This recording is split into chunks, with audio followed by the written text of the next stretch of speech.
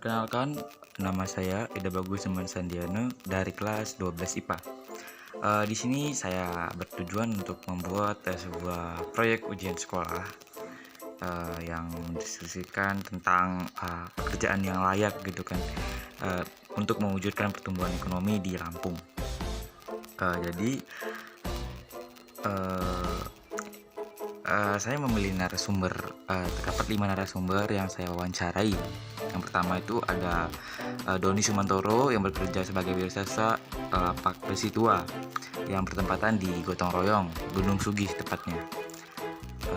Lalu ada ini hasil lembar wawancara yang telah saya lakukan. Selanjutnya yang kedua itu ada Puspa Dewi bekerja sebagai sekretaris desa yang bertempatan sama di Gunung Sugih, Gotong Royong. Jadi selanjutnya itu ini adalah hasil pertanyaan dari narasumber terkait seperti nama, pekerjaan, di mana tempat bekerja, jam berapa berangkat kerja, pulang, terkena shift atau tidak, dan lain sebagainya. Lalu selanjutnya narasumber Pak Sukarman bekerja sebagai tukang bangunan yang tepatan sama di Gotong Royong Gunung Sugih. Selanjutnya ada narasumber terkait, yaitu ini dia hasil wawancara bersama Pak Sukarman. Dan ini narasumber selanjutnya yang bernama Pak Suhardi bekerja sebagai tukang bangunan.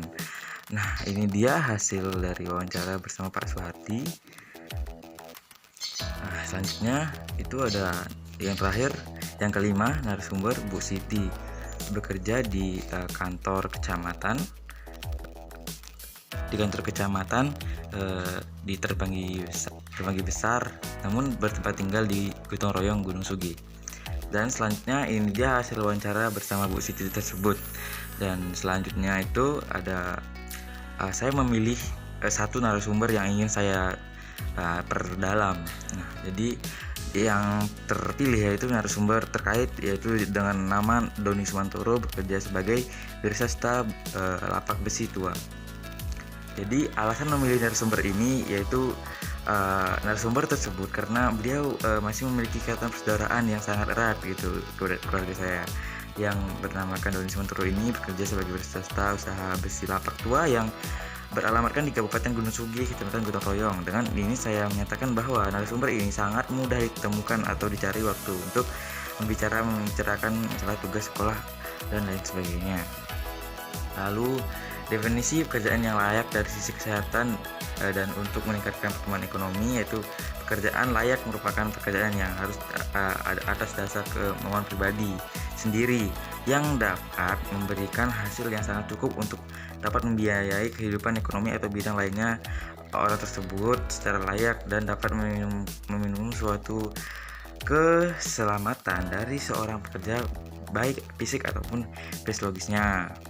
Yang selanjutnya, manfaat jangka panjang dari fisik secara teratur itu mampu mengurangi lemak tubuh serta membangun massa otot dan meningkatkan metabolisme tubuh. Jika disertai dengan asupan nutrisi yang sesuai, olahraga dapat membantu menurunkan berat badan sekaligus mencegah obesitas sebagai pemicu berbagai penyakit. Nah, jenis aktivitas fisik itu apa aja sih? Fisik dan jasmani itu berikut ini merupakan 10 komponen kebugaran jasmani. Yang pertama, kekuatan atau bisa disebut strength, daya tahan, education, daya otot, muscular power, kecepatan speed, koordinasi, coordination, keseimbangan, balance, kecepatan, akurasi, reaction, daya lentur, flexibility, kelincahan, agility. Dan jenis aktivitas fisik untuk menjaga kebugaran jasmaninya. Satu narasumber ini yang pertama itu kekuatan, kecepatan, daya otot, keseimbangan. Karena bekerja sebagai usaha besi lapak tua ini sangat membutuhkan keempat komponen ini ya.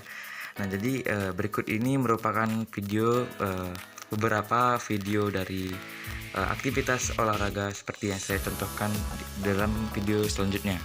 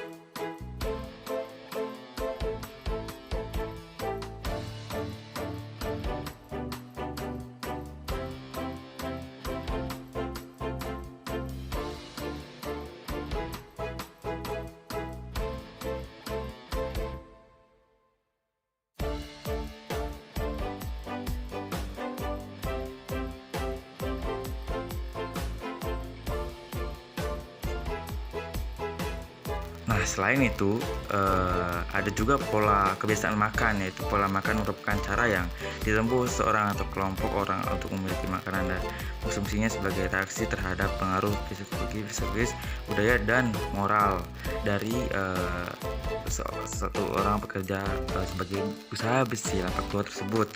Dan selanjutnya, pola istirahat yang cukup. Memiliki pola istirahat yang baik tentu saja membuat diri kita menjadi senantiasa bugar dan sehat. Waktu istirahat atau tidur yang baik adalah minimal 7 jam setiap harinya. Nah, selanjutnya, penyakit kemungkinan timbul kepada narasumber jika narasumber itu kan tidak sehat itu kan. Penyakit merupakan keadaan posisi tubuh seseorang yang tidak sehat, bisa dikarenakan penyakit menular atau tidak menular.